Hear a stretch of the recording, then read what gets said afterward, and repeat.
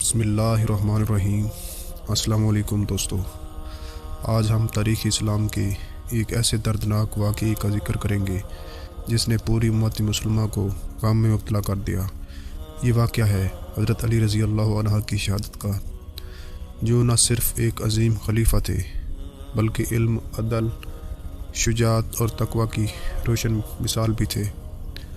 حضرت علی رضی اللہ عنہ رسول اکرم صلی اللہ علیہ وآلہ وسلم کے چچا زاد، بھائی، داماد اور ابتدائی ایمان لانے والوں میں شامل تھے۔ آپ رضی اللہ عنہ کی زندگی اسلام کی خدمت، حق کی حمایت اور مظلوموں کے دفاع میں گزری۔ جب حضرت علی رضی اللہ عنہ خلافت کے منصب پر فیض ہوئے تو اس وقت امت مسلمہ اندرونی فتنوں اور اختلافات سے گزر رہی تھی۔ آپ رضی اللہ عنہ نے ہمیشہ عدل و انصاف کو مقدم رکھا، چاہے اس کی قیمت کتنی ہی بڑی کیوں نہ ہو۔ اسی دور میں ایک گمراہ گروہ پیدا ہوا جسے خوارج کہا جاتا ہے۔ یہ لوگ بظاہر عبادت گزار تھے مگر ان کی سوچ تنگ اور انتہا پسندانہ تھی۔ وہ حضرت علی رضی اللہ عنہ کے فیصلوں سے ناخوش تھے اور دلوں میں بغض پال چکے تھے۔ ان ہی میں سے ایک شخص تھا عبد الرحمن بن ملجم۔ اس نے یہ ناپاک ارادہ کر لیا کہ وہ حضرت علی رضی اللہ عنہ کو شہید کر دے۔ اس نے رمضان المبارک کے مقدس مہینے کا انتخاب کیا، جو اس کی بدبختی کی سب سے بڑی دلیل ہے۔ 19 رمضان المبارک کی صبح تھی۔ حضرت علی رضی اللہ عنہ حسب معمول فجر کی نماز کے لیے مسجد کوفہ تشریف لائے۔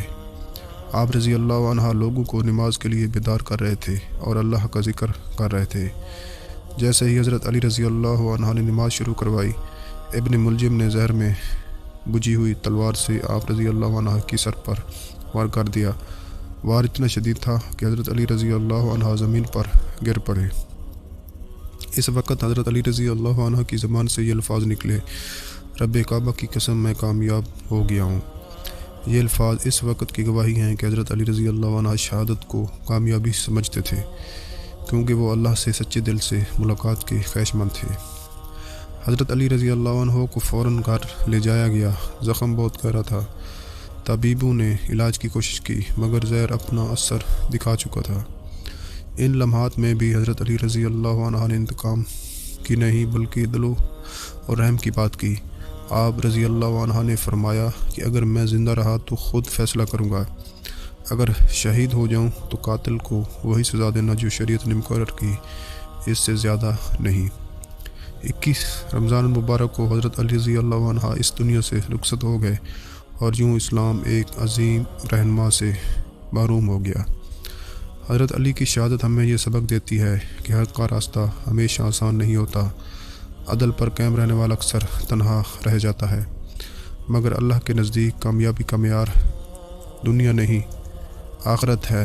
ناظرین، حضرت علی رضی اللہ عنہ کی زندگی بھی ہمارے لیے مشعل راہ ہے اور ان کی شہادت بھی۔ اگر ہم ان کے عدل، صبر اور تقوی کو اپنا لیں تو ہمارا معاشرہ خود بخود بہتر ہو سکتا ہے۔ اللہ تعالی ہمیں حضرت علی رضی اللہ عنہ کے نقش قدم پر چلنے کی توفیق عطا فرمائے، آمین۔